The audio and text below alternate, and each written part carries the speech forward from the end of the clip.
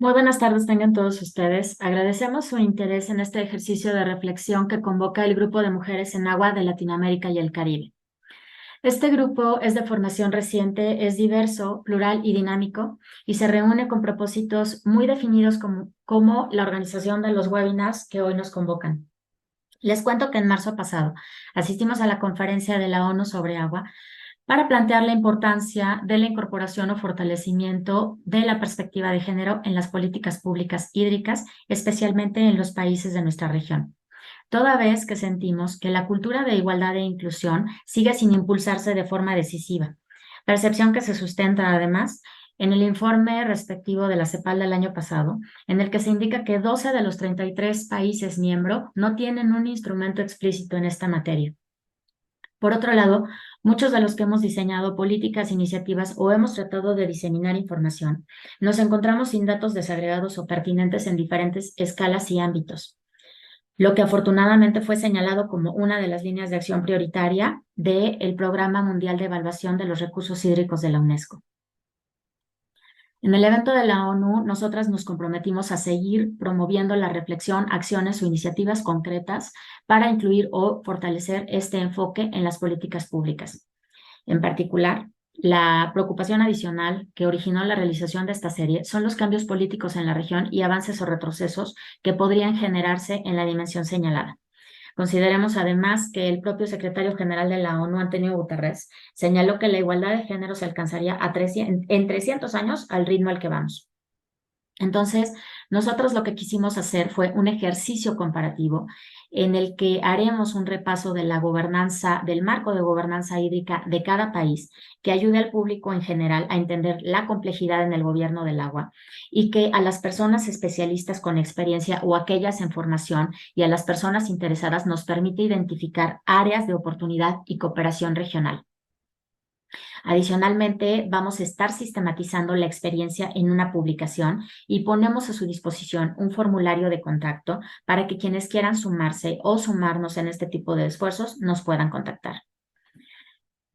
Tanto panelistas como presentadores somos profesionales conocidos e interesados en el sector hídrico de nuestros países, pero que en el caso específico de las panelistas buscamos también reconocer su experiencia, procurando equilibrar la falta de visibilidad en paneles a los que muchas veces solamente se siguen invitando a hombres, a pesar de que hay suficientes mujeres especialistas en todo el sector y en todos los países.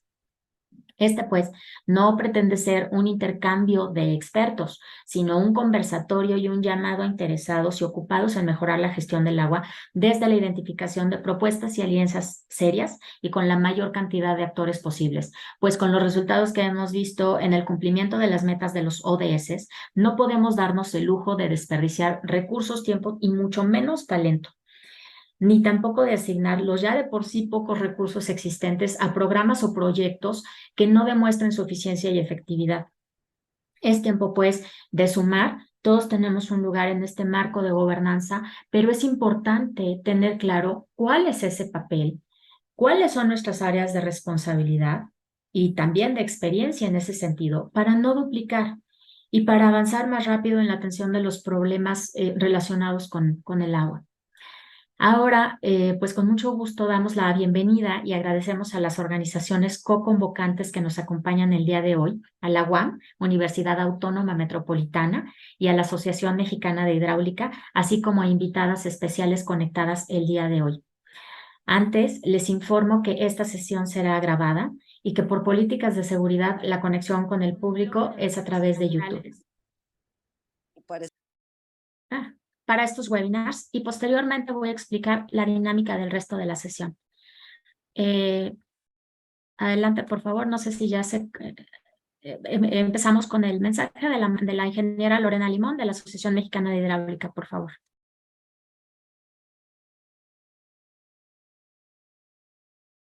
Sí. Buenas tardes. Gracias por darme la oportunidad.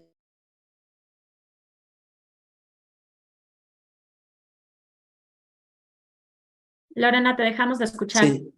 Sí. Gracias por darme la oportunidad de enviar.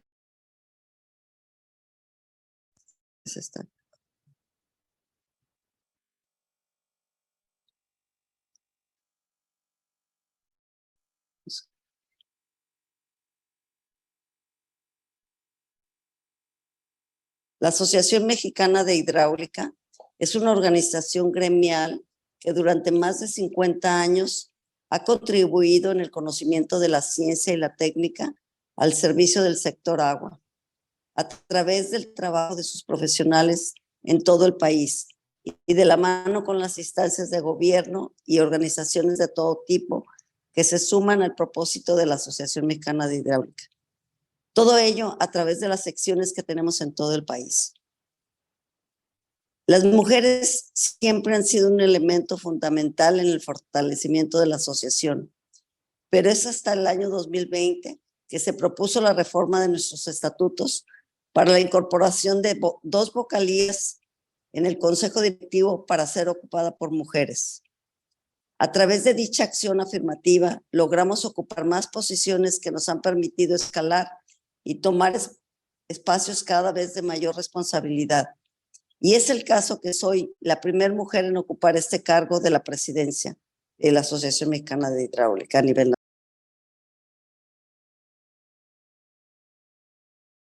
nacional. Adicionalmente, estamos reestructurando las prioridades de la asociación y evidentemente el fortalecimiento de la cultura de equidad de género es una de estas prioridades, por lo que estamos muy contentos de sumar a esta iniciativa del Grupo de Mujeres en Agua en Latinoamérica y en el Caribe, del que también son parte algunos de nuestras asociadas, y a las que estamos apoyando tal como lo hicimos en la pasada participación en la conferencia de la Organización de las Naciones Unidas. Muchas gracias. Muchísimas gracias, Lorena, y a la organización que presides y a todas nuestras compañeras. Ahora cedo la palabra al doctor Francisco Javier Soria López, rector del campus Xochimilco, en representación del doctor José Antonio de los Reyes Heredia, rector general de la Universidad Autónoma Metropolitana. ¿Qué tal? Muy buenas tardes tengan todos ustedes. La verdad es que es un gusto para mí poder aceptar esta invitación para compartir con ustedes este inicio del evento, justamente con un tema social. Quizás la oportunidad de compartir tanto con la doctora Laura Imburgia de UNESCO World Water Assessment Program, la ingeniera Patricia Hernández Martínez, directora general de la Asociación Nacional de Entidades de Agua, desde luego la ingeniera Lorena Margarita Limón, vocal de la Asociación Mexicana Hidráulica, que acaba de darnos un mensaje, la doctora Fabiola Sosa Rodríguez, de la Red de Investigación del Agua de la UAM, profesora de la UAM Azcapotzalco, y bueno, colegas del Grupo de Género y Gobernanza del Agua en América Latina y el Caribe. Pues simplemente fenomenal esta idea de justamente un tema tan importante como es la gobernanza del agua, pero también la participación y la importancia justamente de las mujeres pues en esta tarea tan importante para todas y todos. En ese sentido, entonces, me es grato dar la bienvenida a las y los participantes en este evento para abordar, como decía, un tema crucial para nuestra generación, la gobernanza del agua con perspectiva de género. Nunca más oportuno ante los retos que nos plantea el cambio ambiental global, pero también las desigualdades que vivimos en la región. Para nuestra institución, para la Universidad Autónoma Metropolitana, sin duda alguna, es precisamente con el fortalecimiento de las diferentes expresiones de las dimensiones de género a nivel social, y es un gusto poder recibir estos diálogos. Tenemos la convicción en que es solo mediante el diálogo y el intercambio de ideas y de experiencias que es posible justamente transformar nuestras realidades. Y bueno, es importante el género en el ámbito del agua, pues sin duda alguna lo es, y este ciclo de eventos y de conferencias y de diálogos creo que van a contribuir a poner esta temática y esta vinculación entre ambas esferas de la realidad que tenemos el compromiso de atender, van a ser benéficas en ese sentido. Entonces, simplemente de manera de decisión, celebramos esta iniciativa en la que participa también la Red de Investigación en Agua de la UAM. Este es un cuerpo académico colectivo que de hecho tiene participación de académicas y académicos de las 5 unidades, y que desde su fundación mantiene un balance equilibrado en materia de género y en los diferentes campos disciplinarios. Entonces, pues yo terminaría diciendo que pues celebro y felicito esta iniciativa de los diálogos virtuales sobre género y gobernanza del agua en América Latina y el Caribe. Muchas gracias y muy buenas tardes. Muchísimas gracias por su mensaje, doctor Soria, ingeniera Limón también, por apoyarnos en esta nueva encomienda. Bueno, ahora le pido a Laura Imburgia que nos comparta un mensaje desde el Programa Mundial de Evaluación de Recursos Hídricos de la UNESCO. Gracias, Laura, adelante. Muchísimas gracias, Marisa, y bueno, muy buenas tardes a todos y a todas. Por acá les digo muy buenas noches desde Italia. Agradezco mucho la invitación a la apertura de este ciclo de conversatorios a Mujeres en Agua, a las instituciones coorganizadoras. Un gusto saludar al señor rector Reyes Heredia, a la ingeniera Lorena Limón y los demás participantes. Creo que también la señora Patricia Hernández de Aneas va a estar presente. Y en este vínculo intrínseco entre gobernanza y género es un tema fundamental. Y desde el Programa de Evaluación de los Recursos Hídricos de la UNESCO realmente celebramos la iniciativa. Como se ha dicho, creemos que es de enorme importancia, actualidad y relevancia. Y de hecho, cómo se distribuye el agua, quién tiene acceso a ella, quién la controla, quién mantiene los sistemas, quién toma las decisiones de su uso, son todas cuestiones muy complejas de gestión y gobernanza que están determinadas en diversos ámbitos políticos, económicos, administrativos, sociales, y al encontrarse la gobernanza en la base misma del acceso al agua y por lo tanto de la seguridad hídrica, es muy importante que la misma sea inclusiva y que pueda representar de manera real las diferentes perspectivas de todos los grupos que intervienen, tanto en la planificación como la gestión y el suministro del agua. Y para que podamos incluir a todos y a todas, debemos poder medir y evaluar quién accede, cómo se accede, cuánto, cuándo.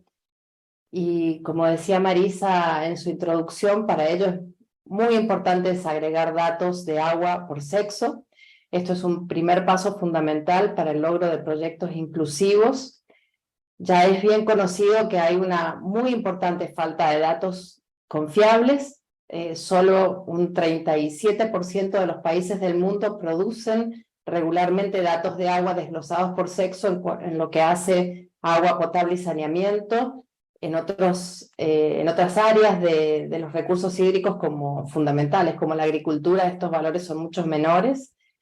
Y estos datos son necesarios, además, para abordar algunos de los desafíos que hoy son también muy acuciantes, como la presión causada por cambios de hábitos de consumo, de urbanización, los retos demográficos, factores de estrés como la variabilidad del cambio climático, migración.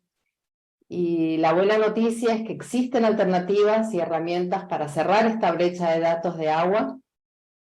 Desde UNESCO WAP, como es la sigla en inglés de nuestro programa, tenemos el objetivo específico de superar esta urgente falta de datos de agua desglosados por sexo que puedan informar las políticas y desencadenar acciones realmente transformadoras, que es al final del día lo que estamos necesitando para cerrar estas brechas de agua y género. Y alineados con la prioridad de la UNESCO sobre igualdad de género, el WAP ha desarrollado un paquete metodológico pionero para recoger datos de agua, medir, analizar impactos, presentar resultados, y contiene más de 100 indicadores claves sensibles al género. Lo llamamos el Toolkit de Agua y Género, y que fue realizado en colaboración con más de 30 especialistas de diversas ramas, diversas ciencias y diversos sectores. Y estas metodologías las acompañamos con programas integrales de desarrollo de capacidades, proyectos específicos en el territorio y acciones de concientización y difusión. La segunda edición del Toolkit está íntegramente vinculada a la Agenda 2030, en particular enfocada a los objetivos 5 y 6, de género y de agua, y totalmente integrada a los demás ODS. De hecho, junto con ANEAS, presentamos la semana pasada en la Ciudad de México la versión en español del Toolkit que fue traducida por ANEAS, y este material es de libre acceso, pueden encontrarlo en el repositorio de UNESCO, también en la página web de la ANEAS, y mi colega Simón, que está en este momento desde Bogotá, va a compartir los enlaces en el chat del canal YouTube, así también pueden acceder. Y otra muy importante línea de acción de WAP es el trabajo en concientización y difusión para acelerar el logro de la igualdad de género en el ámbito del agua. Y en este sentido, y antes de despedirme, quiero compartir con ustedes una muy importante iniciativa que estamos llevando a cabo junto con una coalición de miembros de diversas partes del mundo. Algunas de las colegas de Mujeres en Agua son parte, también México como Estado miembro, ANEAS con Agua son miembros, con quienes desde el 2021 estamos impulsando un llamado a acciones muy concretas para cerrar estas brechas de agua y género. Conforman la coalición organismos gubernamentales, otras agencias de ONU, ONGs, academias, sector privado, entre otros.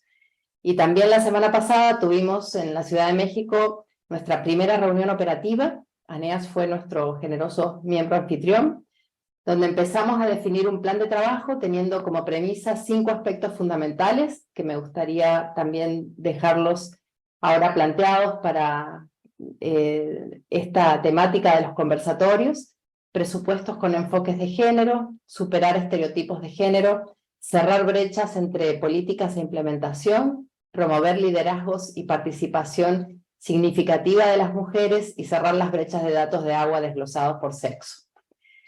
Quedan entonces todos y todas invitados y en nuestra página web dedicada van a encontrar más información. Y solo me queda desearles un muy fructífero ciclo de encuentros. Creo que lo va a hacer, y mis felicitaciones a las organizadoras. Que lo disfruten. Muchas gracias. Muchísimas gracias, Laura, también por la información y las herramientas que estamos compartiendo también en este momento con los interesados en general. Sin duda alguna, vamos, hoy en el marco de estas reflexiones seguramente estarán incorporadas y las vamos a estar compartiendo con todas nuestras redes. Para terminar este bloque, abrimos el micrófono a una de nuestras invitadas especiales, Patricia Hernández, directora de la Asociación Nacional de Entidades de Agua y Saneamiento, quien tiene que retirarse y nos ha pedido la palabra para poder participar en este bloque en este momento. Adelante, Pati. Muchas gracias, Marisa, muchas gracias a todas y todos los que se encuentran conectados. Pues nada, solamente saludarlos, felicitarles por este esfuerzo que están haciendo. Definitivamente el tema de género en nuestro país y esta vinculación con los recursos hidráulicos, con la seguridad hídrica, es algo que cada día está tomando más fuerza.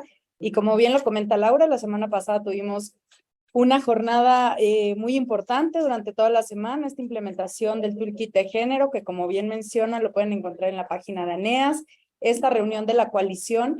Y bueno, pues estamos haciendo muchos esfuerzos para poder aumentar las directoras de los organismos operadores a nivel nacional. Este es un dato que es preocupante, de más de 2,000 organismos que se encuentran. Tenemos un registro nosotros en los datos de nuestros asociados de tan solo 69 directoras de organismos operadores, un histórico en nuestro consejo directivo también con una participación pues poca de las mujeres. ¿Por qué? Porque no tenemos estos cargos de dirección que, derivado de estos esfuerzos que se están haciendo en conjunto con todas y todos ustedes, cada día tenemos más directoras. Es importante, como ya lo han mencionado, el tema de tener datos desglosados para poder tener estos análisis de género, pero de manera real, ¿no? Para poder comprender y abordar los procesos con una mejor, con una buena base, con información. Es necesario todas estas políticas públicas para poder desincentivar esta brecha de género en la cual nos encontramos y que, bueno, influye de una manera directa en los servicios de agua potable y saneamiento en todo el país. Y estas tienen que ir acompañados de datos confiables. y veraces, ¿no? Que esto es importante para poder tener este respaldo que, bueno, al día de hoy son escasos y me da muchísimo gusto que con foros como este y acciones que estamos impulsando podamos hacer esta vinculación y esta correlación de toda la información que tenemos en el tema de género a nivel nacional. Muchísimas gracias, Marisa, Fabiola, Carolina, por este gran esfuerzo que están haciendo en conjunto y cuenten con ANEAS como un aliado estratégico para fortalecer todas las acciones de género y agua a nivel nacional. Muchísimas gracias. Muchísimas gracias, Patti. Y bueno, para los que tal vez nos estén viendo de otras partes de Latinoamérica, de toda la región, pues justamente destacar que hoy nos acompañan las dos principales representantes de organizaciones gremiales, digamos, en este caso Lorena Limón, que es de la Asociación de Profesionales de la Hidráulica, y en este caso Patti, que es la directora de los organismos de la asociación que tiene la relación con los organismos operadores, ¿no? De hecho, lo dijo el propio presidente José Lara Lona, que estarían trabajando para que la próxima presidenta de ANEAS también sea mujer. Y bueno, pues claramente aquí los compromisos que ustedes ya tienen que asumidos, digamos, no solamente por un tema de género, sino porque sabemos que creen en la causa. Muchísimas gracias, Patti. Sabemos perfectamente que tenemos como todo el apoyo para seguir trabajando todas juntas. Bueno, pues concluimos con el bloque de mensajes de inauguración y bueno, les explico ahora la dinámica subsecuente. Vamos a tener una exposición, ya estamos aquí, vamos a pasar al punto 3 que están viendo ustedes del orden del día. Vamos a tener una exposición de hasta 40 minutos que en este caso para nuestro país va a ser compartida por dos expertas. Posteriormente haré una pregunta sobre el objeto del webinar. Y luego vamos a un bloque de reflexiones y aportaciones de los asistentes que vamos a dividir en dos secciones. Una, preguntas del público por YouTube, en caso de que tengamos preguntas en este chat, las cuales van a ser leídas por Josefa Asmussen, quien es miembro de nuestro grupo y está realizando el apoyo logístico en esta transmisión. Y preguntas, dudas o propuestas de las invitadas y miembros del grupo Mujeres, que son las que están conectadas también en este chat. Después pasaremos para una parte de reflexiones finales y anuncios para la siguiente sesión, o para la sesión del próximo viernes. Ahora le pido a Josefa Asmussen que nos apoye en la lectura de la semblanza de nuestras panelistas. Buenas tardes a todas y todos. Fabiola Sosa Rodríguez, jefa del área de Investigación en Crecimiento y Medio Ambiente, Departamento de Economía de la UAM Azcapotzalco, lo siento, me costó pronunciar eso. Premio Mujeres en la Ciencia de la Academia Mexicana de Ciencias, revisora y autora, contribuyente del panel intergubernamental sobre el cambio climático, miembro del Consejo Mundial de las Ciencias Sociales de la UNESCO, del Sistema Nacional de Investigadores, de la Delegación Mexicana para la Conferencia de las Partes y autora de diversos artículos arbitrados, capítulos y libros orientados a la temática de cambio climático, agua, energía y minería. Responsable del Grupo de Trabajo para el Rescate de la Laguna La Piedad. También contamos con la participación de Carolina Escobar Neira, psicóloga, maestra en Psicología Ambiental y doctora en Investigaciones en Ciencias Sociales.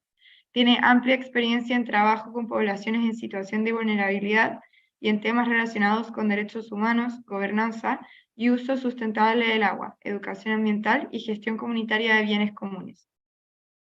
Actualmente es la subcoordinadora de participación social del Instituto Mexicano de Tecnologías del Agua y forma parte del Sistema Nacional de Investigadores. Adelante, Fabiola.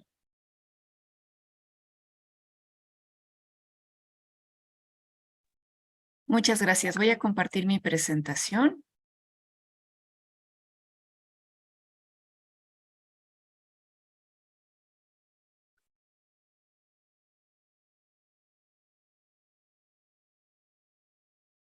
Se compartió al revés. Perfecto. Sí la pueden ver, ¿verdad? Sí, Fabi, perfecto. Perfecto. Sí, todo bien. Muchísimas gracias y gracias a todos los que se están sumando en este esfuerzo. Es un gusto poder poner un tema tan importante en las discusiones acerca del tema del agua. En un primer momento compartiré una visión general de y por lo tanto áreas de oportunidad que existen en el agua, y posteriormente mi colega Carolina abordará algunos otros aspectos relacionados con el marco institucional, los actores y juntas reflexionaremos sobre algunos de los retos en temas de género y agua en México. En el caso de México,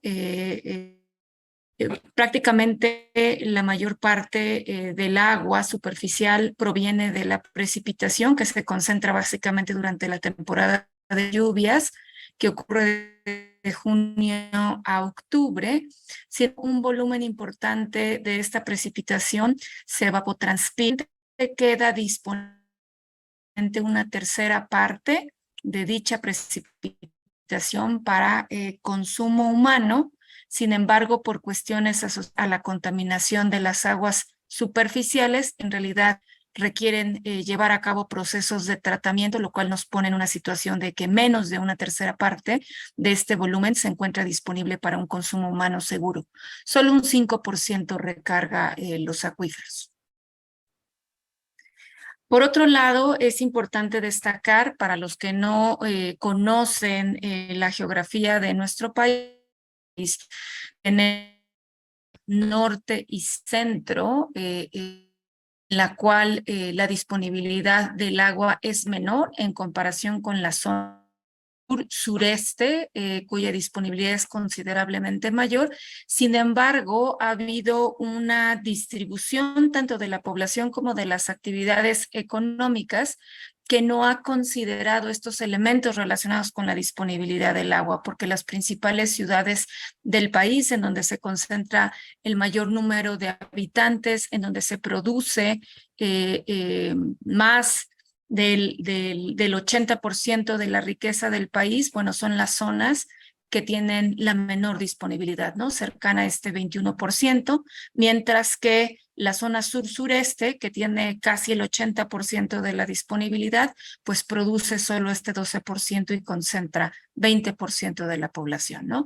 Y por distintas razones asociadas a cambios de uso de suelo, estos procesos de pérdida de las fuentes de agua, que son estas zonas de bosques y selvas en el país, aunado a el incremento demográfico, pues podemos ver cómo desde el 50 y la expectativa al 2030 es que la disponibilidad natural del agua decrezca, ¿no? Y continúe este proceso de disminución. Y al igual que en muchas regiones del mundo, el principal consumidor del agua es el sector agrícola, seguido de la industria, entre otras actividades, ¿no? Y esto evidentemente no significa que ante una emergencia del agua y emergencia climática como el que vive el mundo, tengamos que descobijar un sector tan importante, ¿no? Sino más bien reflexionar acerca de las inversiones que se requieren emprender para poder garantizar la seguridad alimentaria, pero a la par poder liberar volúmenes importantes de este caudal, ¿no? Por otro lado, si bien revisamos las estadísticas en términos del acceso al agua que reciben los mexicanos y identificamos que más del 95% tienen acceso a este caudal, también es importante diferenciar, ¿no? la permanencia de este servicio. Casi una cuarta parte de los mexicanos en realidad no reciben un suministro de agua permanente.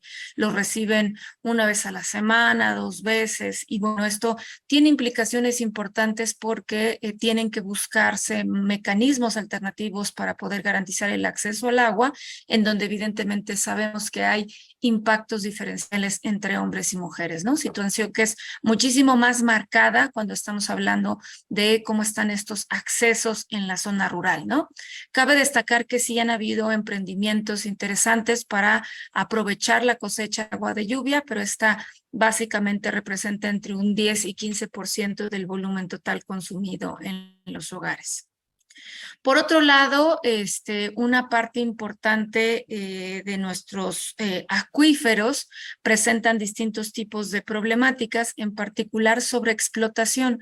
Sobre todo, hay que destacar que las ciudades más grandes de este país dependen de manera importante del agua subterránea y esto ha llevado a que se extraiga más de lo que se recarga, pues trayendo distintos tipos de problemáticas asociadas, por ejemplo, al hundimiento diferencial del suelo, afectaciones en las construcciones, necesidades por cambios de pendiente de requerir usar bombeo, entre otros aspectos, ¿no?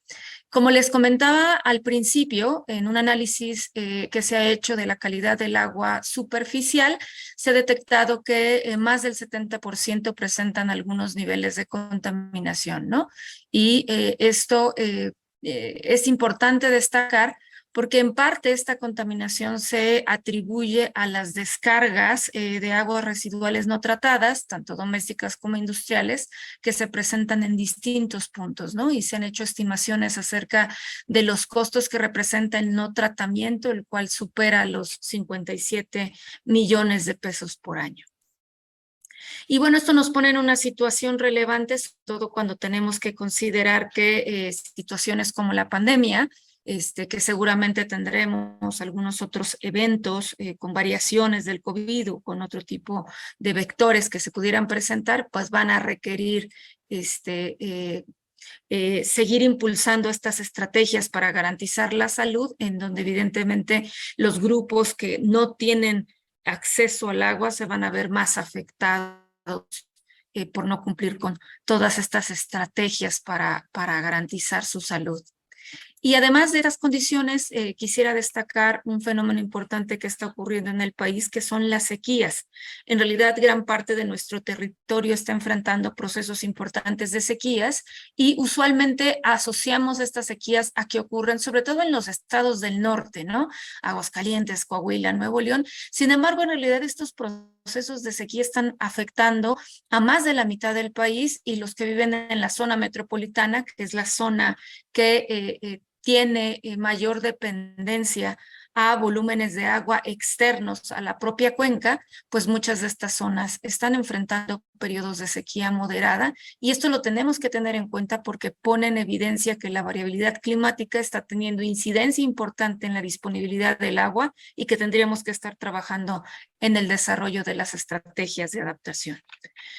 En nuestro grupo que nos dedicamos a desarrollar modelos asociados al cambio climático, hemos podido identificar en el país que en el corto, mediano y largo plazo se prevén incrementos importantes en la temperatura, ¿no? Incluso en el corto plazo, para los periodos asociados al verano, se prevén algunas zonas en donde los incrementos en la temperatura superen los 2 grados centígrados, que ha sido identificado como el punto de inflexión para impactos catastróficos e irreversibles por parte del IPCC, ¿no? Entonces, en varias regiones del país se pueden prever que estos incrementos estarán ocurriendo con mayor intensidad en el mediano plazo y con mayor intensidad en el largo plazo. En el caso de la precipitación, hemos también detectado en los modelos de cambio climático que se proyectan reducciones en términos de la precipitación total acumulada a lo largo del año, las cuales también se van intensificando, ¿no? Entonces, en el corto plazo se prevé una reducción promedio de alrededor del 16%, en el mediano plazo del 20% y en el largo plazo del 25%. Pero esto combinado con los incrementos en la temperatura, pues nos ponen en evidencia que los riesgos asociados al cambio climático en términos de disponibilidad, calidad del agua y fenómenos asociados a la falta de acceso al agua como potenciales conflictos, impactos en la salud de la población, pues van a ser cosas que estaremos enfrentando. Y con esto concluyo este panorama y le cedo la palabra a mi colega Carolina. Muchísimas gracias. Buenas tardes de nuevo para todas. Es un gusto estar aquí con ustedes y acompañar como esta parte introductoria, o más bien el primer encuentro de estos conversatorios. Recordarles que en bueno, como en medio de las conversaciones entre los miembros las miembros del chat, veíamos esta necesidad, ¿no? De cómo ubicar cada uno de los países y las diferentes dinámicas que teníamos, un poco ese es el sentido que nos movió a hacer estos conversatorios. Entonces, ya como lo mencionó hace un momento mi compañera, mi colega Fabiola, entonces ella hizo una presentación de cómo está el tema del agua en México. Y ahora sigo con los otros puntos respecto al marco legal que cobija esta situación, ¿no? Entonces ya vemos un escenario en términos de disminución de la precipitación, de riesgos incrementados ante cambio climático y ahora cuál es nuestro marco legal. Entonces en México, en la Constitución Política, hay 3 artículos que amparan o que son la sombrilla grande de todo lo relacionado con derechos humanos al agua. El primero es el 4, en el que se reconoce el derecho al acceso, disposición y saneamiento de agua, siguiendo los lineamientos que hay en términos de derechos para todo el mundo, ¿no? Entonces, que sea suficiente, aceptable, asequible, etcétera. Y para esto es importante recordar las cifras que nos presentó Fabiola hace un momento, y preguntarnos si estamos haciendo cumplimiento o dando cumplimiento más bien o no a estos derechos. En el artículo 27 se habla de la propiedad de las tierras y de las aguas que en principio pues corresponde a la nación, pero que se puede transferir el dominio. Esto se hace a través de una figura en México que se llaman las concesiones. Y el artículo 115 en el que se determina que son los municipios quienes tienen a su cargo la prestación del servicio del agua. Estos municipios lo hacen por lo general a través de organismos operadores, aunque no solamente a través de ellos.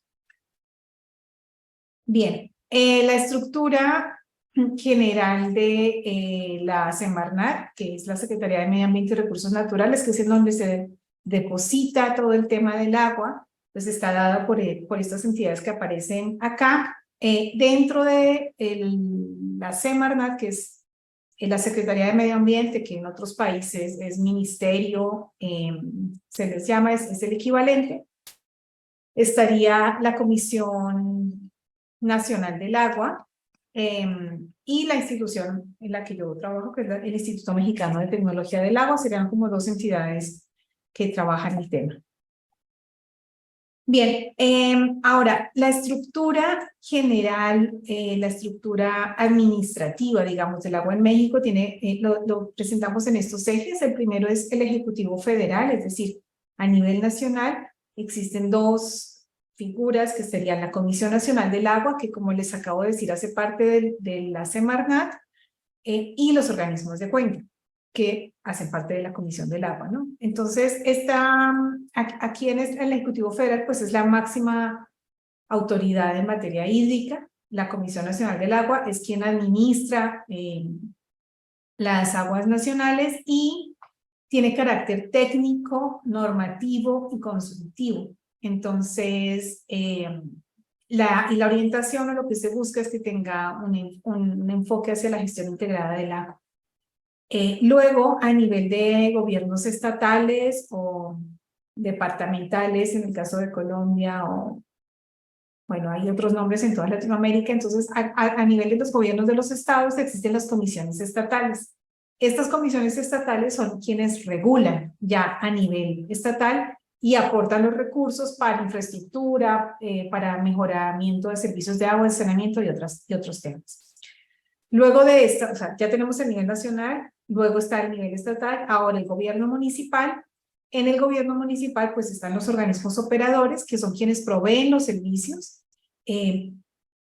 Al inicio, en la parte introductoria, estaba Patricia explicándonos y ella representa la asociación de estos organismos operadores a nivel nacional. Entonces, los organismos proveen ya los servicios directamente de drenaje, alcantarillado, saneamiento, bueno, agua potable.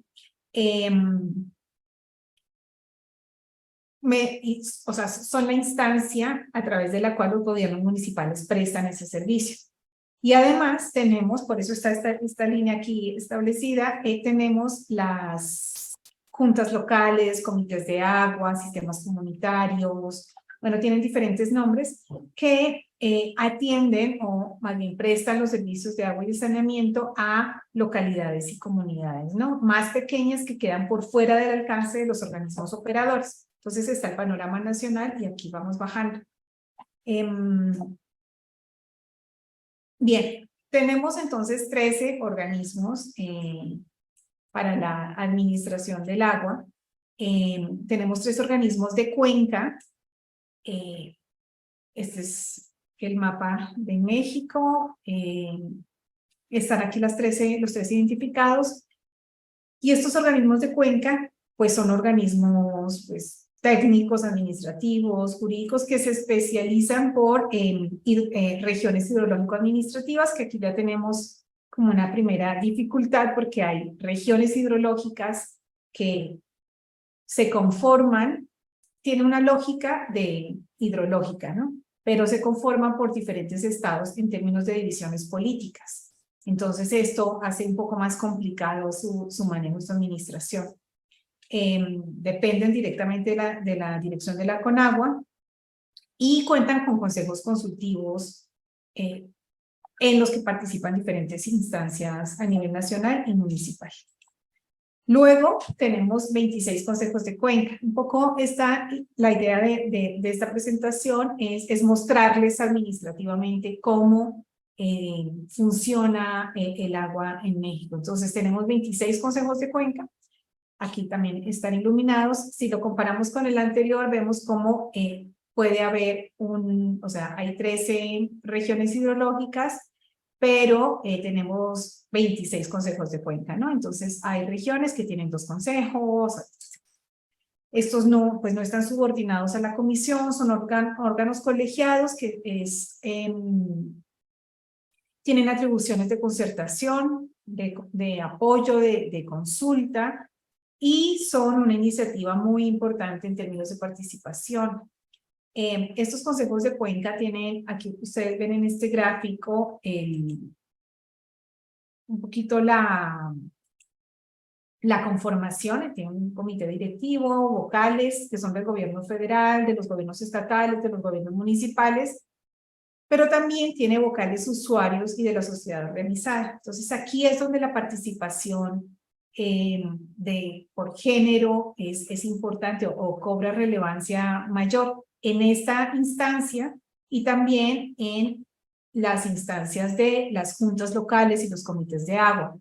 Es importante resaltar que en unos y otros la participación de las mujeres es muy baja, mucho más elevada en las juntas y los comités de agua, más o menos es de un 40% de participación, entre 30 y 40% de participación de las mujeres, y ha ido incrementando, pasando por funciones de secretarías hasta ya en la coordinación de esos comités, ¿no? Entonces, cada vez más hay una mayor participación de las mujeres en estas instancias de coordinación y de administración del agua a nivel local. Sin embargo, a nivel de consejos de cuenca y demás, pues la participación sigue siendo limitada, como ya nos mencionaban anteriormente. No me voy a detener en esto, simplemente mencionar que este es un espacio de participación y en ese sentido aporta como muchos elementos y fortalece la gestión descentralizada. Y lo que busca también es generar soluciones a ese nivel, ¿no? Que no se tengan que escalar. Entonces, por ahí está bien como un espacio de participación. Sin embargo, pues falta representatividad, falta coordinación interinstitucional, que en ocasiones puede generar algunas otras dificultades al momento de la toma de decisiones. Y las funciones de la sociedad civil acá, aunque están claras y delimitadas, pues en ocasiones en la práctica no son tan fáciles de asumir como una decisión del Consejo, ¿no? Entonces, es más o menos la estructura general de cómo se administra el agua en México. Entonces, ya vimos una primera parte de cómo está la situación del agua en México. Esta es la parte administrativa de cómo se maneja el arreglo institucional al respecto. Y ya para cerrar, algunos elementos pues, de la gobernanza como un camino en construcción, ¿no? Entonces, solamente mencionar unos datos muy generales, solamente 28 países tienen igualdad de derechos en cuanto a tenencia de la tierra, y ustedes saben que es un problema que si no se tiene la titularidad de la tierra no se puede adjudicar tampoco temas de agua. Aquí en México seguimos con este inconveniente. Hay lugares en los que, por ejemplo, el acueducto pasa enfrente de la casa, pero no se puede hacer la cometida porque la persona que la ocupa es mujer y ella no tiene la propiedad de la tierra. Entonces solamente el propietario puede hacer este trámite. 28 billones de dólares es un cálculo que se tiene del aumento derivado de si se tuviera igualdad de género hacia 2025. Y otro cálculo mucho más cercano para 2028 es que las 2/3 partes de los gastos por hogar estarán a cargo de las mujeres en muy poco tiempo. Finalmente, las mujeres pues, realizan 80% del trabajo informal no remunerado relacionado con el suministro, donde se cuenta el acarreo, pero no pensemos solamente en el acarreo en zonas rurales, sino también en zonas urbanas, en donde son las responsables de esperar a que llegue la pipa o el camión del agua a la distribución, o son las responsables de esperar a que empiece a caer agua para poder acopiarla en diferentes botes, baldes y demás. La integración laboral, educativa y el ausentismo es una de las consecuencias de estas responsabilidades que asumen las mujeres en mayor medida, debido a los horarios en los que deben hacerse estos acarreos o este acopio de agua, pues están expuestas a una mayor vulnerabilidad. Por tanto, hay un aumento del embarazo en la adolescencia ligado a violaciones y a abusos que se dan en estos trayectos, y también en una mayor exposición al trabajo infantil. Además del tema del tiempo, que es algo en lo que siempre ponemos atención, que son 2-3 horas de acarreo, yendo y viniendo, etcétera, pues hay también un daño físico, ¿no? Musculoesquelético y de tejidos blandos en las mujeres, que todavía no se ha estudiado del todo, pero que es importante empezar a considerar. Mayor exposición a enfermedades transmitidas por el agua. Y llamar la atención en esto, y es que aunque la gestión local del agua está dominada por hombres, son las mujeres las encargadas de la salud en las zonas rurales. Son las que educan en higiene, son las que construyen las letrinas locales, son las especialistas en abastecimiento de agua, y sin embargo la decisión de la gestión local está en manos de hombres todavía. Para concluir, el desarrollo sostenible crece si los beneficios de hombres y mujeres son compartidos. Tenemos que fortalecer la participación de hombres y mujeres en el análisis de las necesidades y en el planteamiento de soluciones. Esto es muy importante porque del análisis de las necesidades integradas por género podemos planear de una mejor forma la inversión pública y los programas que se hagan al respecto. Y por tanto, garantizar que hombres y mujeres sean parte también de las soluciones. Muchísimas gracias. Cedo la voz nuevamente a mi compañera Fabiola. Gracias, Caro. Voy a compartir también para contribuir y complementar estas reflexiones en términos de la participación de las mujeres. Evidentemente hemos avanzado en que existe un reconocimiento sobre la problemática que enfrentan las mujeres para lograr mayores oportunidades dentro del sector del agua y del saneamiento, pero las cifras que les vamos a compartir ponen en evidencia que todavía hay un largo camino que recorrer. Como comentaba Caro anteriormente, de acuerdo al artículo 115 de la Constitución Política de México, los encargados de proporcionar el servicio público de agua, alcantarillado y saneamiento son los municipios, y lo hace a través de estos organismos operadores del agua. Poco más de 2.300 organismos operadores. Sin embargo, de estos 2.300, solo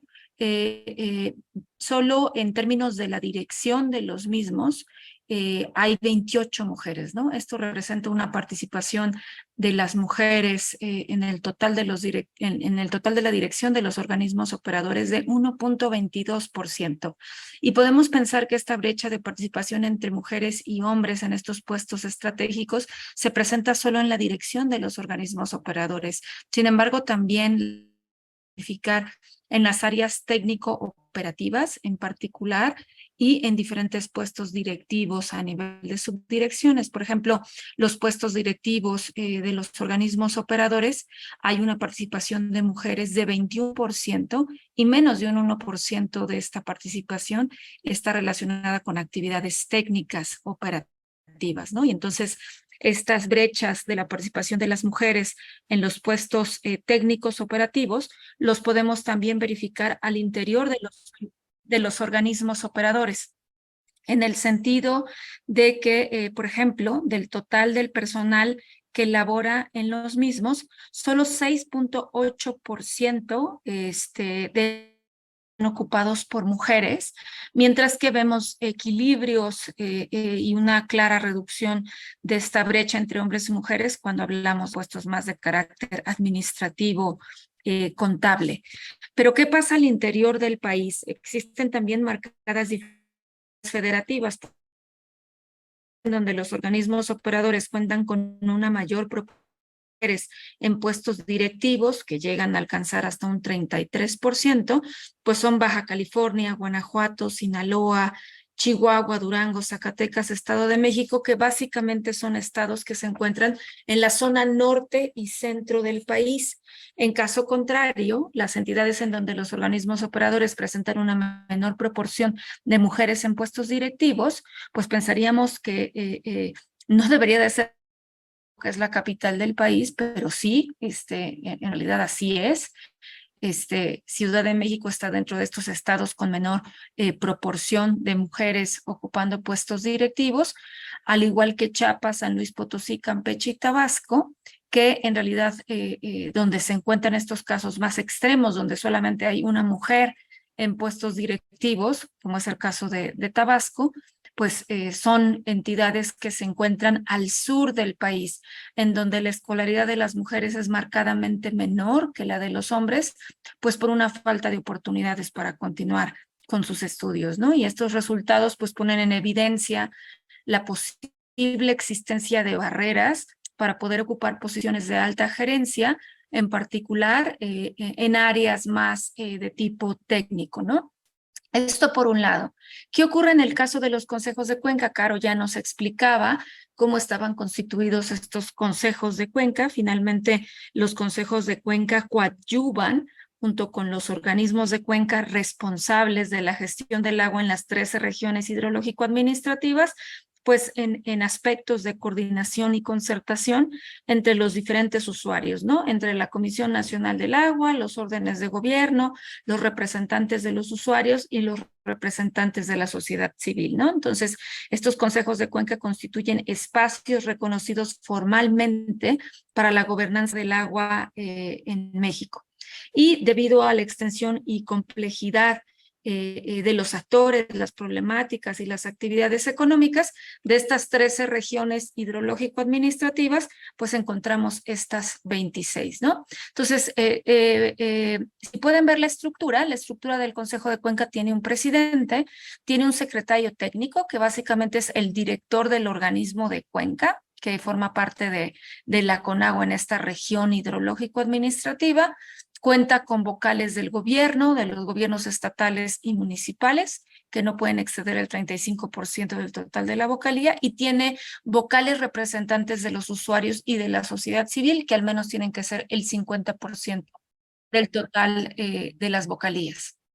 Entonces, si recordamos esta estructura, quisiera destacar que la presidencia de los consejos de Cuenca, de estos 26 consejos de Cuenca, solo hay 3 mujeres que ocupan el cargo de dicha presidencia, básicamente en el Consejo de Ríos Presidio al San Pedro, en Costa de Oaxaca, y en Río Coatzin. Coatzacoalcos, ¿no? En el caso de la Secretaría del Consejo, que estamos hablando de estas direcciones de los organismos de Cuenca, solamente hay una mujer ocupando este cargo que corresponde al organismo de Cuenca Aguas del Valle de México. El resto de las direcciones están a cargo de hombres. Y en el caso de las asambleas de los usuarios, que finalmente se elige un presidente que va a estar representando las necesidades, los intereses, los volúmenes, la planeación en términos de estos consejos de Cuenca, de las 26 asambleas generales de usuarios, solamente hay una sola mujer que detenta esta posición para el Consejo de Cuenca de Costa de Oaxaca. El resto son hombres, ¿no? Entonces, si bien contamos con un avance relevante que habría que destacar con la apertura del actual gobierno de México y de la Autoridad del Agua para favorecer la participación de grupos que tradicionalmente no están involucrados en la toma de decisiones porque no cuentan con derechos de concesión, como es el caso de grupos de mujeres, de jóvenes, de académicos, de comunidades vulnerables, de pueblos originarios, etcétera.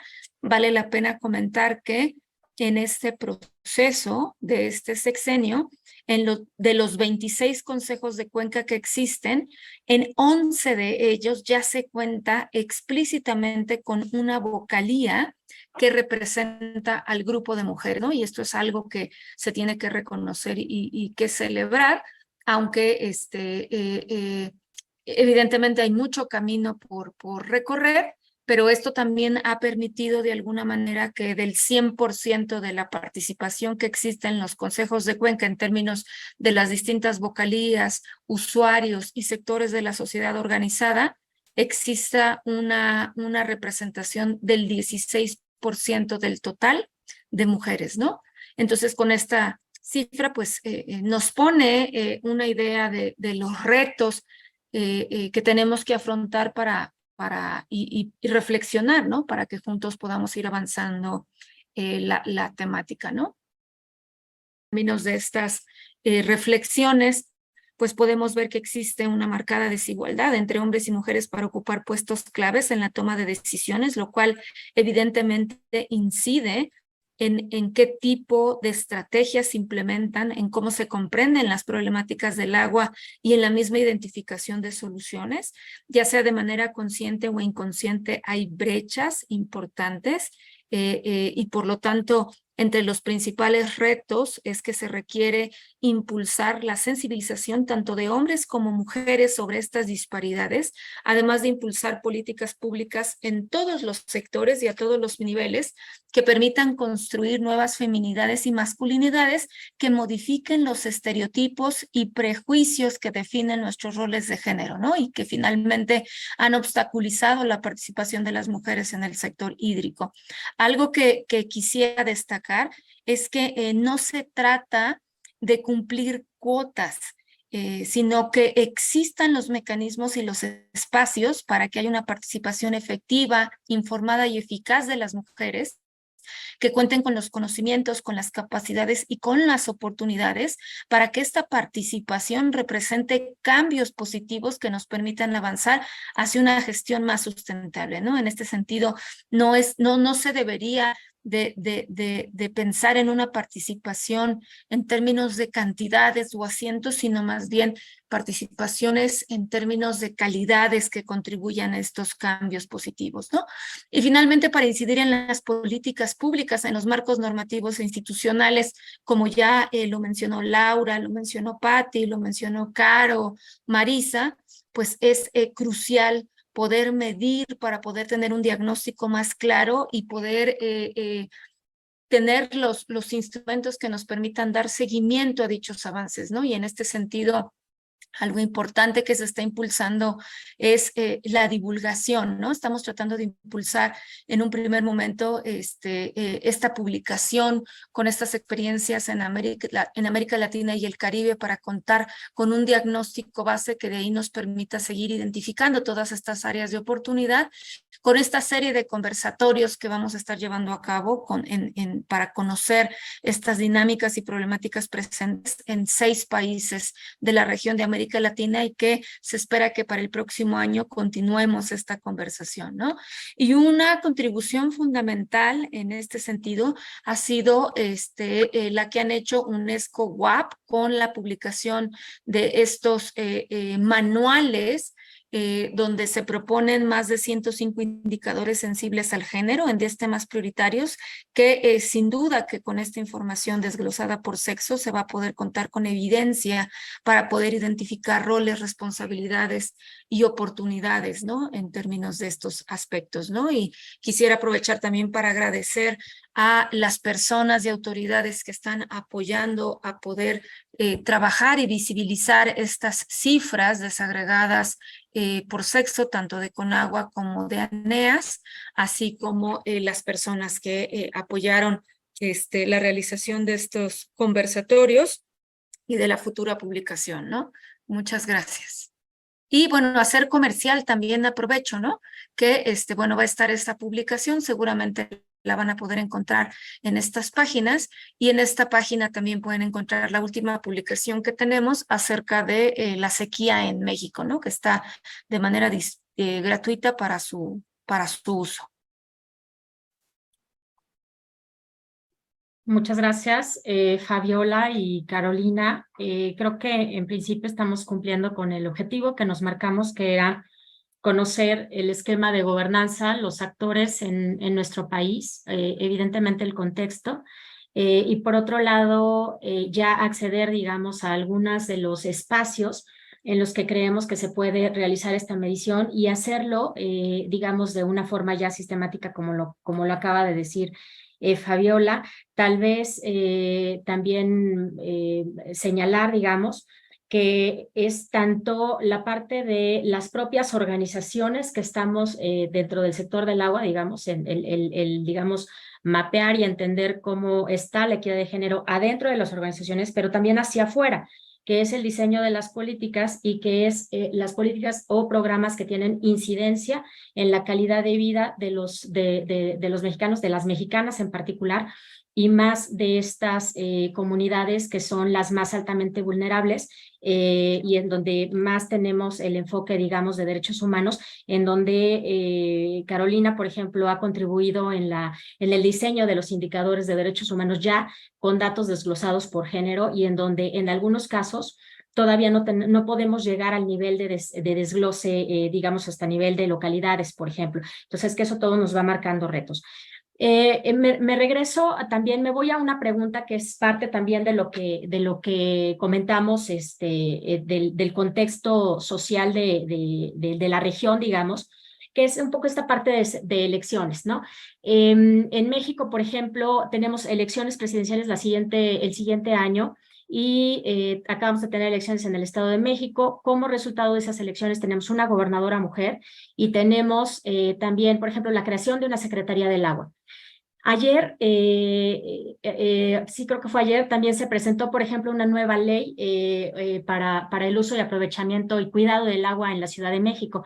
Para los que están conectados, son de otros países, tanto la Ciudad de México, que es esta donde estamos hoy, como el Estado de México son parte de lo que conforman la gran área metropolitana del Valle de México, y que lo que pasa en estos lugares posiblemente incide después en lo que puede pasar en nuestro marco institucional en México. En ese sentido, por ejemplo, Fabiola o Carolina, ¿qué incidencia podríamos esperar también en términos de esta renovación de instituciones, digamos, y por supuesto con este enfoque en género? Y termino ya como con esta pregunta, señalando también, por ejemplo, hubo un informe de Amnistía Internacional también que se publicó esta semana, pero que también es regional, que es el informe de este año, en donde tampoco estamos o aparentemente no estamos contando con adecuadas condiciones de libertad de expresión para que justamente las mujeres y sobre todo las guardianas de la tierra puedan tener, digamos, esta libertad de expresarse y de defender derechos en territorio. Entonces, lo divido por dos lados. Uno, estos marcos que haya o no para poder generar mayor apoyo hacia la gente en el territorio, a las mujeres en el territorio que son altamente vulnerables. Y segundo, la parte de los cambios institucionales que pudieran empezarse a dar a partir tal vez del siguiente año, digamos, ¿no? Y cambios de la ley, por ejemplo, la ley de aguas nacionales. Adelante para quien quiera tomarla. Si quieres, Caro, tú tomas la segunda parte de asociada con derechos, que es más tu temática. Y yo comparto algunas reflexiones sobre la primera pregunta, ¿no? Entonces, me parece que en el caso de México tenemos cambios por venir muy interesantes, tan solo por el hecho de un cambio que recientemente tuvimos en un estado que nunca había tenido una gobernadora mujer y que en este caso tenemos una gobernadora mujer, que es el Estado de México, y bueno, actualmente de la misma manera se prevén precandidatas, 2 precandidatas mujeres, entonces independientemente del partido, la coalición que llegue al poder, pues vamos a tener la presencia por primera vez de una mujer en la presidencia, ¿no? Así como cambios muy interesantes que están ocurriendo, la primera mujer a cargo de la Asociación Mexicana de Hidráulica, la primera mujer a cargo de la NEAS, de esta asociación de organismos operadores. Entonces, sí vemos que están ocurriendo cambios. En términos de los cambios que se pudieran presentar en términos políticos, pues la presencia de una mujer no necesariamente garantiza que vamos a conseguir impulsar el tema. Sin embargo, podemos prever y esperar que exista una mayor sensibilidad y apertura para poder poner en la mesa los temas de género, no solo en términos del agua, sino en muchas de las agendas que están pendientes, ¿no? Cambio climático, ecosistemas, pobreza, violencia, etcétera, ¿no? Que me parecen importantes, ¿no? Y algo que quisiera destacar es que no tenemos que ver el tema como un aspecto de cuotas, ¿no? Que pensemos, si se cumple con el 50 y el 50, ya le damos carpetazo y cumplimos, ¿no? No se trata de eso, en realidad se trata del desarrollo de distintas capacidades para que esta participación de las mujeres sea una participación efectiva, informada y que realmente logre los cambios que estamos previendo, ¿no? Entonces, yo creo que ahí hay muchos compromisos por distintas instituciones que estamos interesados en poner el tema de género dentro de las agendas y el primer paso, me parece, es impulsar esta idea de contar con información, ¿no? Sin información no tenemos de dónde partir, ¿no? De dónde detectar en términos robustos por dónde podemos iniciar y poder ir midiendo los avances que se vayan logrando, ¿no? Y incluso ir definiendo en dónde tendrían que estarse localizando inversiones o financiamientos, ¿no? Un ejemplo, tenemos varios esfuerzos para instalar sistemas de saneamiento descentralizado en comunidades que no tienen acceso al drenaje, ¿no? O sistemas de captación de agua de lluvia en zonas en donde carecen del agua. Pero no sabemos a ciencia cierta si hay una mayor apropiación por parte de esta tecnología que sea exitosa cuando quienes son responsables tanto de la capacitación, del mantenimiento del sistema son mujeres u hombres, ¿no? En otros países se ha reportado que prácticamente el 70% de los sistemas que se instalan cuando están a cargo de las mujeres funcionan. Entonces, esta es una cifra muy importante para poder definir incluso hacia dónde canalizar y cómo canalizar inversiones que permiten estar atendiendo otros objetivos de la agenda, como es la pobreza, la seguridad alimentaria, el acceso al agua, entre otros aspectos, ¿no? Y por eso creo que es importante iniciar por ahí. Ok, entonces bueno, nada más retomando de lo que acabas de decir, es como la importancia también de los presupuestos con enfoque de género, ¿no? Para que lo tengamos también nosotros en la agenda, y la importancia de fortalecer los mecanismos que garanticen la participación de las mujeres en la toma de decisiones en todos los proyectos que tengan que ver también con la gestión del agua, ¿no? Caro, la segunda parte. Sí, sí, respecto al tema la cuantificación y de las mediciones, es bien importante esto porque no tenemos en el país y no existe en Latinoamérica información certera respecto al manejo del agua en general y a la participación de las mujeres o a la afectación que podamos tener las mujeres dentro de estos temas. Entonces, bueno, desde el INTA desarrollamos los indicadores de derechos humanos al agua y al saneamiento. Van a estar disponibles a partir de diciembre en el SNET, que es una plataforma desde donde se puede consultar el avance del país en el cumplimiento de los derechos económicos, sociales, culturales y para el medio ambiente.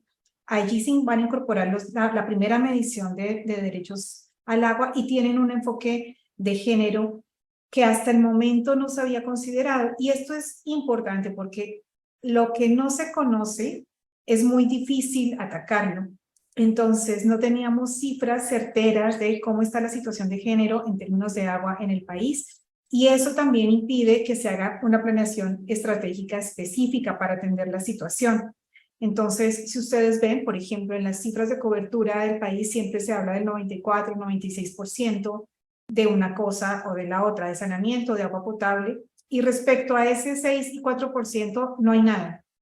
No hay información, no hay planes estratégicos de atención, no hay un enfoque diferenciado para esto, que por lo general son poblaciones rurales, de difícil acceso, en las que las mujeres tienen una mayor presencia, sobre todo porque son ellas quienes se encargan de acarrear el agua frente a la ausencia del Estado. Entonces, el tema de generar indicadores no es solamente generar indicadores para tenerlos ahí y reportar y ponernos una palomita, sino que la generación de indicadores tiene que ver con la planeación estratégica, tiene que ver con el encontrar soluciones a la medida, el proponer acciones de política que se orientan específicamente a resolver esa situación.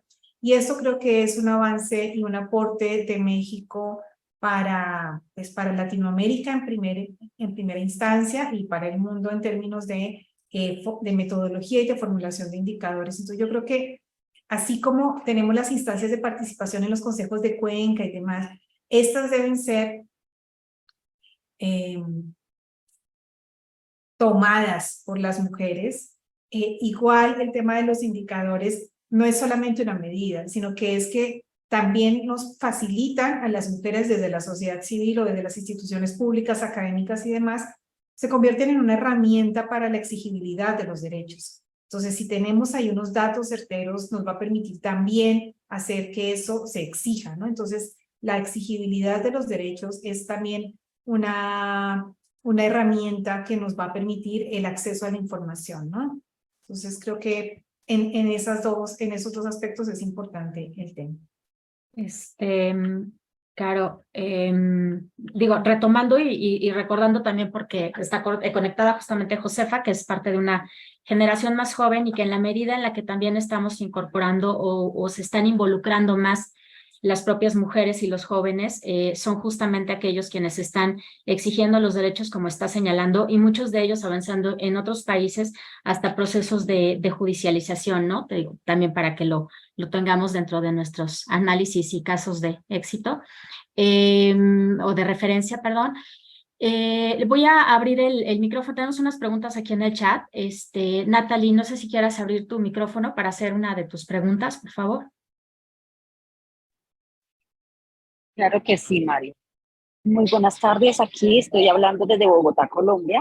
Mi nombre es Natalie Chingate Hernández, estudiante de doctorado, y mi tema de investigación se centra en las cuencas. En ese sentido, mi pregunta es, ¿cómo se está configurando, si lo hay, claro está, ese paso de una mirada centrada en los seres humanos a una centrada en la naturaleza? Pues teniendo en cuenta cambio climático y todas las tensiones que ya bien nos presentaron. Entonces, ¿cómo se está dando esa transición? Y uno de los que escribí ahí en el chat es, por ejemplo, ustedes mencionaban lo que son las regiones hidrológicas. En mi caso hablo de cuencas por la misma estructura geográfica que tiene nuestro territorio. Es como la cuenca, como unidad mínima de gestión, se está transformando en unidad crítica, en ser político, en otro tipo de configuraciones que no simplemente es la naturaleza por la naturaleza, sino que viene entonces articulada con otras voces, que en este caso son las comunidades afrocolombianas, las comunidades indígenas. Entonces mi pregunta concreta es, ¿cómo se está configurando la naturaleza en la toma de decisiones en México? ¿Cómo lo están haciendo? Si sigue tomando el mismo nivel o todo lo contrario, está tomando otras configuraciones que enriquecen mucho más la toma de decisiones a nivel local y regional. Muchas gracias. Gracias, Natalie. Yo creo que esta de la mejor te podemos incluso contestar las tres. Digo yo por lo que a mí me ha tocado en consejos de Cuenca, volvemos al tema de la desagregación de datos y de la falta de información. O sea, para poder diseñar proyectos necesitamos esta información. Tenemos la ventaja, como ya lo explicó Fabiola, de cómo están estructurados los consejos de Cuenca y los otros organismos auxiliares que pueden bajar hasta nivel de comités técnicos de aguas subterráneas, comités de playas limpias, por ejemplo. Entonces, en la medida en la que tengamos estos organismos y además tengamos la información y además realmente estemos incorporando a la gente en el diseño de esos proyectos, o sea, estemos entre todos, digamos, contribuyendo al diseño de estos, cualquier tipo de iniciativa, pues podríamos integrar, digamos, podríamos avanzar en este sentido y, por supuesto, generar la desagregación correspondiente. Fabi o Caro, no sé si quieran también comentar algo. Sí, aunque hablamos de regiones hidrológico-administrativas, 3 en el país, estas regiones hidrológico-administrativas están integradas bajo el enfoque de cuencas hidrográficas, ¿no? Como estos parteaguas, y a partir de estos parteaguas se fueron agrupando 718 cuencas hidrográficas en solo 13 regiones administrativas, evidentemente con fines político-administrativos, ¿no? Para facilitar la toma de decisiones en términos de la gestión del agua, ¿no? Y entonces la unidad, evidentemente, de análisis que está detrás y de toma de decisiones es la cuenca, y se reconoce tanto en el marco normativo como en los arreglos institucionales que en estas unidades ambientales pues van a confluir distintos tipos de aspectos, ¿no? O sea, estarán actividades económicas, población, ecosistemas, etcétera, ¿no? El problema no es tanto el reconocimiento de que están y de que coexisten. Me parece que los retos más importantes están en la parte más bien operativa, al momento de definir, por ejemplo, presupuestos, prioridades de inversión, respuestas a lo mejor para desarrollar estrategias de adaptación o para poder implementar infraestructuras grises o verdes para resolver determinadas problemáticas.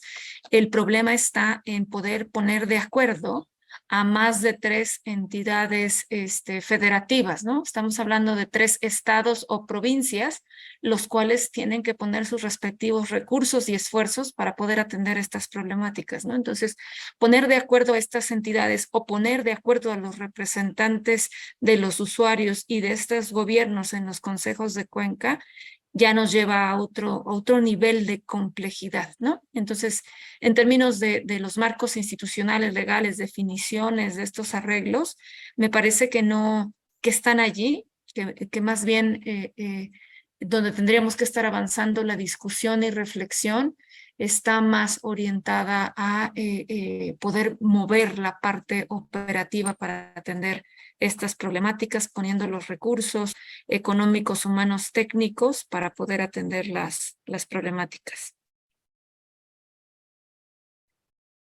Sí, solamente para complementar, es que tenemos en las normatividades unos escenarios que se convierten más en el deber ser que en lo que es realmente. La toma de decisiones por referencia de cuenca es muy difícil porque, lo acaba de decir Fabiola, intervienen muchas autoridades de diferentes departamentos en el caso de Colombia. Y lo otro es que no se respetan justamente por esa variedad de departamentos o estados o provincias presentes en una sola cuenca. No se respetan tampoco las injerencias ni las posibilidades de toma de decisiones, entonces, ni las prioridades. Por ejemplo, acá hay una ley la ley más bien determina que el agua de los ríos se puede concesionar garantizando primero factor ecológico, es decir, si se garantiza el caudal ecológico del río, el resto se puede concesionar.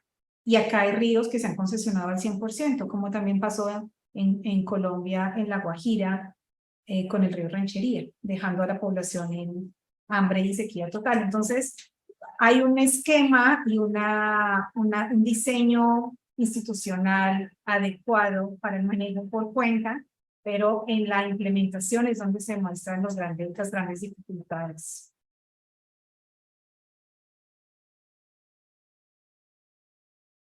Ok, tenemos otras preguntas aquí,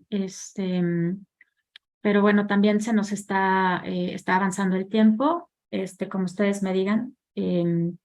Está por aquí María Paula Perdomo, ¿quieres abrir tu micrófono o leemos tu pregunta?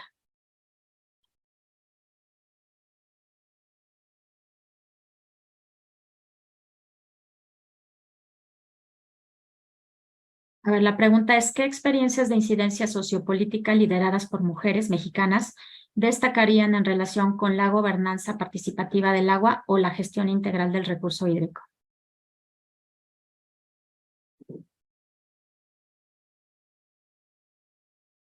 Pues hay varias experiencias que no propiamente están documentadas, sino más bien que las conocemos en campo porque trabajamos con los consejos y constantemente estamos en pláticas con sus miembros. Pues en lo que yo he identificado, han habido importantes líderes mujeres a nivel local.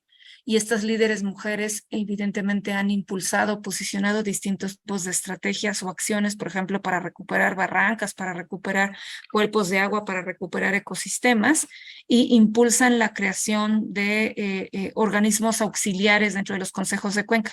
Entonces está el Consejo de Cuenca, y el Consejo de Cuenca, para poder llevar a cabo sus funciones, se apoya de estos organismos auxiliares que trabajan a nivel de microcuenca, subcuenca o acuífero, que son comités o comisiones de cuenca y los comités técnicos de aguas subterráneas, ¿no? Han habido importantes liderazgos de mujeres, tanto que son las presidentas de estos organismos, o que están ocupando vocalías para poder impulsar, buscar recursos, ya sea de financiamiento nacional o internacional, para atender estas problemáticas, o que están impulsando modificaciones en la ley o creación de nuevas normas, etcétera, ¿no? Entonces sí se identifica la participación de las mujeres en estos aspectos, pero sí habría que destacar que los consejos de cuenca son mayoritariamente ocupados, estas vocalías y todas estas posiciones por hombres, ¿no? Entonces, son algunos cuantos casos en donde sí está la participación de las mujeres, y como les decía, si del 100% solamente hay 16% de mujeres en las vocalías o en los organismos auxiliares, pues podemos ver ahí que por lo menos de cada 10 lugares que hay, solamente uno está ocupado por una mujer, ¿no? Y esto de alguna manera sí incide en la toma de decisiones, porque cuando se ponen algunos temas en la discusión por las mujeres, pues a veces no son tomados o no se les da la importancia que se les debería de dar para impulsarlos, ¿no? Entonces sí es importante buscar estos equilibrios, sobre todo para que en esta empatía por ciertos temas que parecerían ser no tan importantes para los hombres, pero que sí lo son para las mujeres, en términos de acceso, en términos de falta de permanencia, en términos a lo mejor de degradación de ciertos ecosistemas, pues puedan tener mayor solución y mayor respuesta, ¿no? Por estos espacios de gobernanza. Okay. Perdóname, yo quisiera ahí mencionar dos casos muy puntuales. Uno es de Carmelina Valles Centrales, es una población indígena que se vio sometida a una veda por la cual no podían extraer agua ni siquiera para el consumo básico. Entonces eso hacía que, por ejemplo, tenían un pozo a 20 metros. Cuando el pozo se secó, ya no pudieron buscar agua más abajo porque estaba en veda, y duró por más de 45 años esta veda. Carmelina lideró todo un proceso de siembra de agua de lluvia para recuperar el acuífero y luego todo un proceso legal y jurídico para que les levantaran la veda. La veda se levantó en diciembre del año pasado y del año antepasado ya, oh Dios, 2022, ajá. Y Carmelina nos abandonó en enero, ¿no? Entonces, ese es un claro ejemplo de una mujer que dedicó toda su vida a la recuperación del acuífero en su lugar de origen, que es Valles Centrales de Oaxaca. Y otro ejemplo, ya en otro nivel, es, por ejemplo, las integrantes del Frente Parlamentario contra el Hambre en México. Ellas son dos diputadas, Dolores Padierna y una senadora que se llama Ana Lilia Rivera, que ellas lideraron una propuesta que bueno, la construimos desde aquí, desde el INTA con la FAO, para la generación de una ley modelo que reconozca la gestión comunitaria del agua en Latinoamérica. Entonces fue de nuevo una iniciativa de las mujeres ya desde el frente parlamentario, pero creo que también son iniciativas valiosas, ¿no?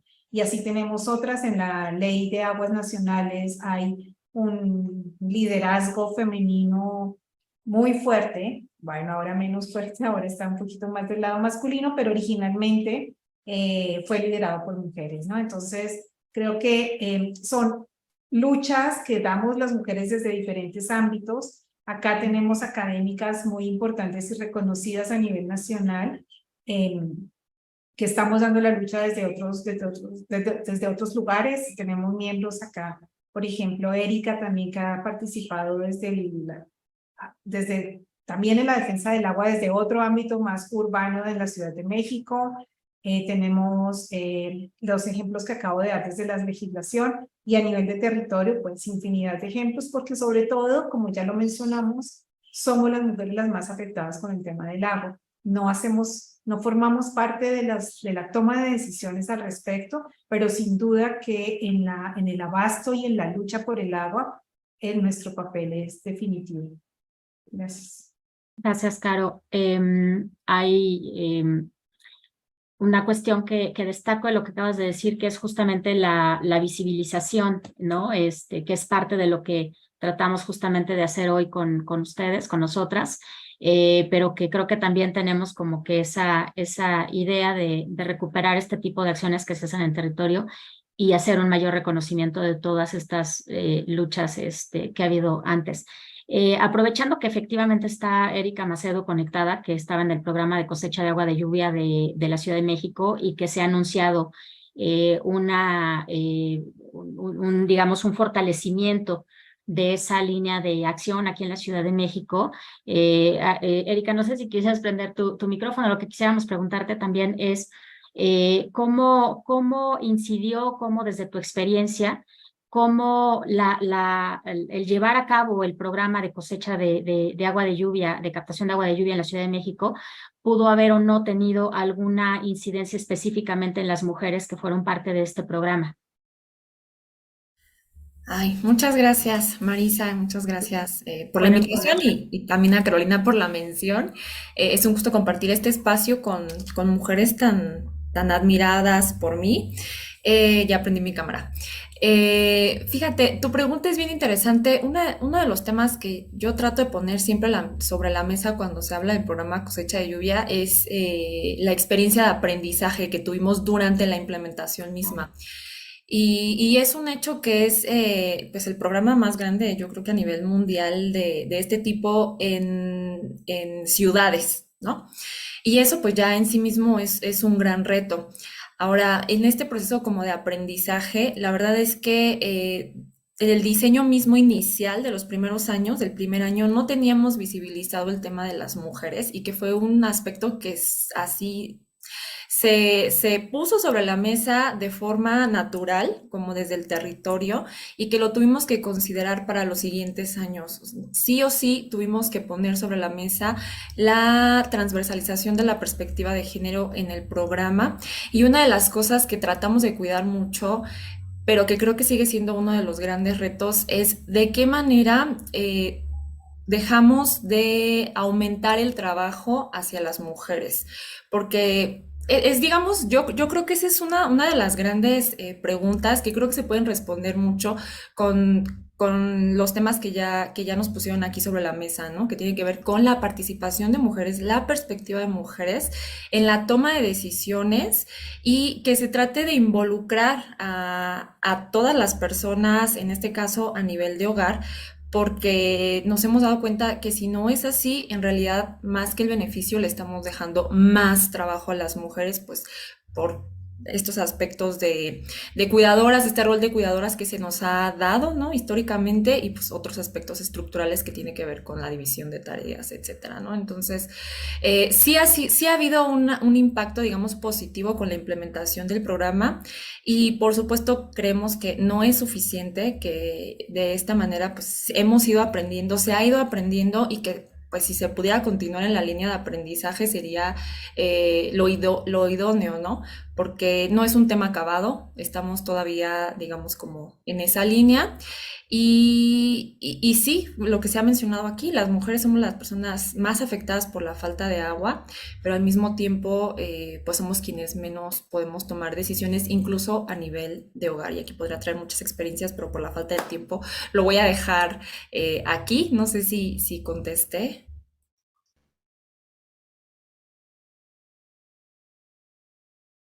Pues es que yo creo que también nos compartiste algo que es frecuente, ¿no? Que al no incorporarla desde el inicio, en algún momento nos vemos obligados a incorporarla. Y es parte de otra de las preguntas que está señalando aquí Josefa, que dice, en Chile están empezando a conformarse los consejos de cuenca de acuerdo al nuevo Código de Aguas. ¿Cuál sería la recomendación más valiosa para hacer una transversalización del género en su experiencia? No sé, Javi, ¿quieres tomar la pregunta? La respuesta, perdón. Yo creo que se tiene que iniciar el proceso de transversalización, sensibilizando a los miembros que potencialmente pudieran estar ocupando o integrando este Consejo de Cuenca, ¿no? Tiene que estar claramente puesto un esfuerzo por buscar que la estructura que va a constituir el Consejo de Cuenca revisen dentro de las bases de cada uno de estos usuarios la existencia de mujeres capacitadas para que se les dé la oportunidad de poder representar a esos usuarios, ¿no? No una cuestión de cuotas de que necesitamos el 50%, más bien necesitamos la participación de mujeres. Hay mujeres que pueden perfectamente representar al uso pecuario o al acuícola o al forestal, o al servicios o al industrial. Entonces revisa en términos de tus bases qué mujeres pudieran estar participando en estos espacios de la mano también de los hombres, ¿no? Cada Consejo de Cuenca define también sus propias reglas de operación. Entonces, en términos de estas reglas de operación, debería de quedar establecido este enfoque de género, dando esta igualdad de oportunidades para hombres y mujeres que cuenten con las capacidades de poder representar estos usos, ¿no? Creo que debería ser fundamental como requisito estar pensando en que existan vocalías en donde estén sectores que tradicionalmente se excluyen porque no son propietarios de derechos de concesión de agua, ¿no? Entonces, como está ocurriendo en México, pues que exista claramente una vocalía de mujeres, pero además de mujeres me parece que hay otros grupos que hay que visibilizar, ¿no? Jóvenes, pueblos originarios, etcétera, ¿no? Que también deberían de estar participando de manera activa, ¿no?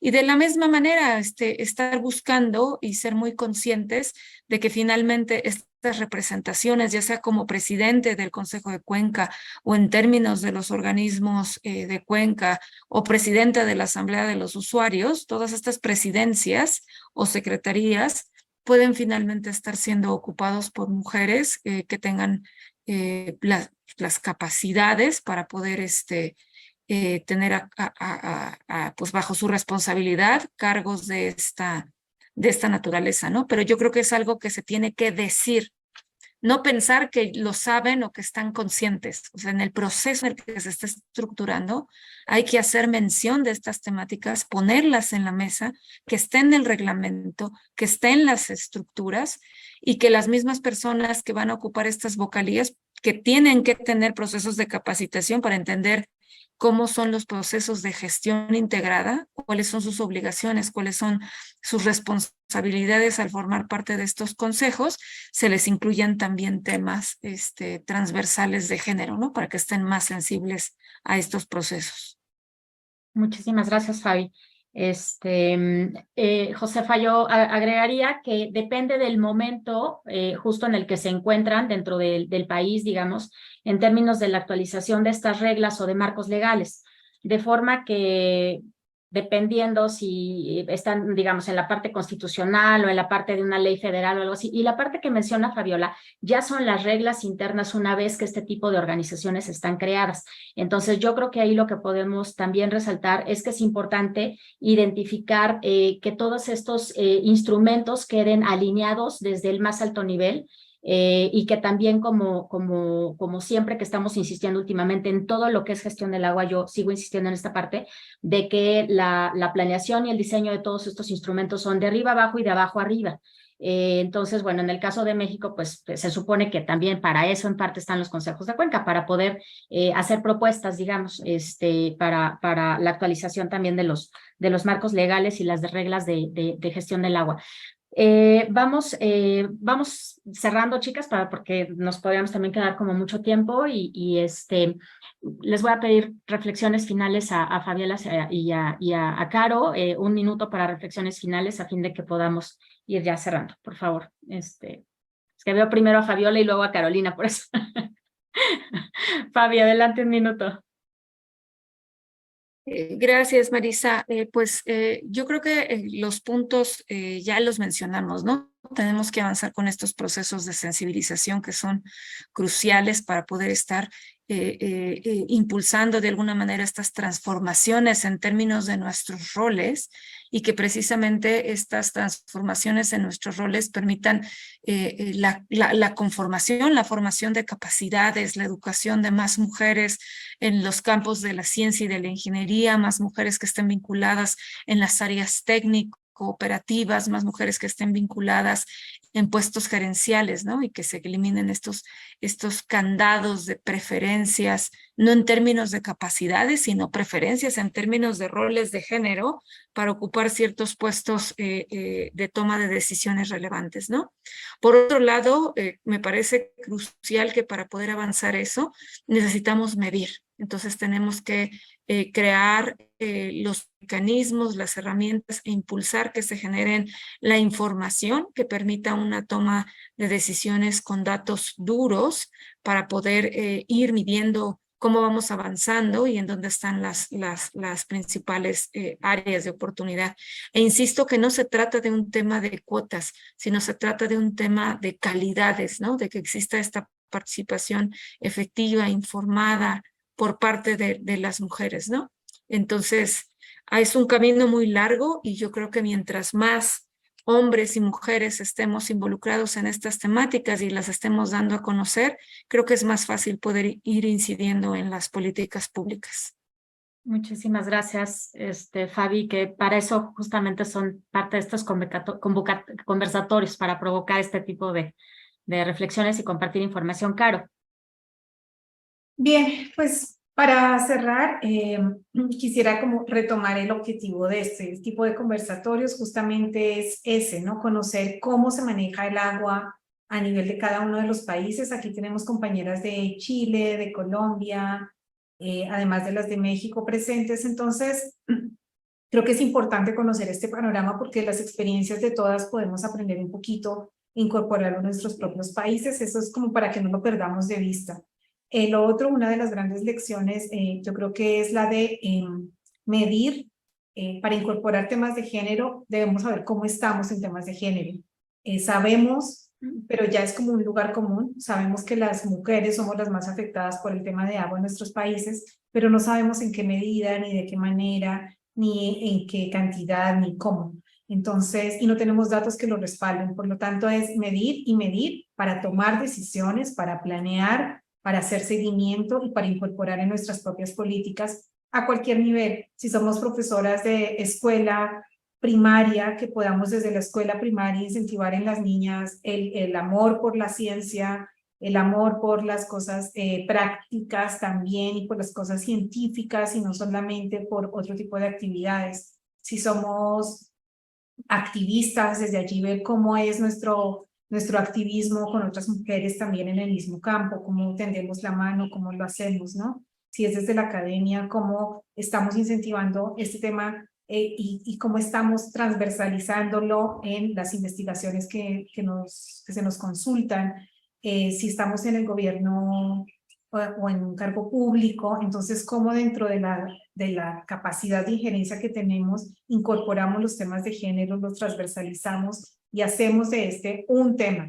el tema, y no como un dato para sumar o restar, ¿no? Entonces yo creo que está en nuestras manos, me parece que el balance es muy positivo de este primer encuentro y esperamos muy ansiosas los otros encuentros para aprender más de esta gran Latinoamérica. Muchas gracias.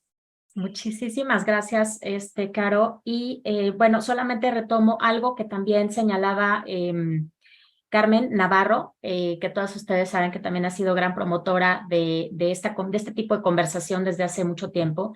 Y Carmen también nos decía, ¿no? Este tema de indicadores y en lo que ella señala que muchos de esos datos no son confiables. Sin embargo, afortunadamente, tanto con la experiencia que ya nos compartió Fabiola, como con el toolkit, como con los indicadores que ya hay, o sea, creo que hay como varios elementos actualmente que ya claramente nos sitúan un tanto diferente a como nos veíamos hace apenas algunos meses, ¿no? Entonces, creo que queda claro que lo estamos impulsando bastante fuerte, como lo decías ahorita, Caro, y lo decía yo desde el principio también, de que cada quien lo haga desde su trinchera, ¿no? Pues muchas gracias a quienes todavía sigan conectados, también a las mujeres que se conectaron con nosotros, que son parte del grupo de mujeres. Y bueno, estamos aquí viendo en pantalla la agenda de las siguientes sesiones, que son a través de las cuales vamos a poder tener esta visión comparativa. Y bueno, invitarlos al siguiente viernes 6 de octubre, que va a ser 16:30 horas de Colombia. Va a estar María Paula Perdomo y Carolina Montoya también va a estar como presentadora. Y bueno, pues sería todo. Entonces estaríamos despidiendo esta transmisión por parte de México con el agradecimiento tanto a la Asociación Mexicana de Hidráulica como a la Universidad Autónoma Metropolitana, que es quien amablemente hoy nos dio el host para hacer esta transmisión. Pues muchísimas gracias a todas las panelistas también y pues un gusto trabajar todas de la mano. Muchas gracias. Buena tarde para todas. Chao. Gracias, hasta luego. Gracias a todas las que se conectaron y por sus preguntas.